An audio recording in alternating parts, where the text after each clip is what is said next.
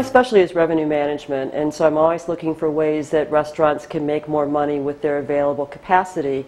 And with the daily deals, what's interesting about those is that that allows restaurants to be able to maybe fill some of their empty capacity with customers who might not have come otherwise. And so it's good from a revenue management perspective and also from a marketing perspective. What we asked everybody was things about, there are all these kind of myths about daily deal customers, and so we wanted to find out from a psychological standpoint, what are they like? You know, are they really cheap? Are they loyal? Are they more coupon prone? Those sorts of things, just so we could see if there was a difference between the two of them. There were some differences from a demographic standpoint, and this is kind of interesting. Well, number one, not surprisingly, they're younger, but they're also higher income, and which is a little bit not what you would expect, and or at least common belief, but that you wouldn't expect. And then there also tend to be more in urban or suburban areas, and that's not surprising either, because here in Ithaca we don't exactly have those, small town.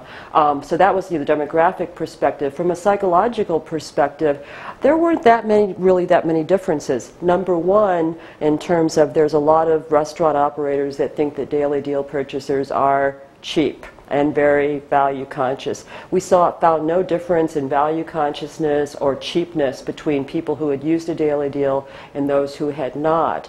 We also looked at loyalty, so kind of a relational orientation. There's no significant difference between users and non-users. The one thing where there was a significant difference was we looked at whether people, it was a market maven, and these are the sorts of people who like to say, you know, you really should try this new restaurant. And the people who purchased daily deals were more likely to be like that than non-daily deal users. And if you think about it, that's actually probably a really good thing for a restaurant, because if you get these people in, they have a good experience, they're likely to tell their friends about it. Some of the other things, I think one of the real challenges right now is that restaurants are having a difficult time understanding or measuring whether they're making money from these. So the data might not necessarily be there. The other thing that's a little bit of a problem right now that I think of as from a revenue management perspective is that what if all of the daily deal customers showed up on the same Saturday night that happened to be your busiest period? I mean, it would be a disaster if you had to displace your regular customers.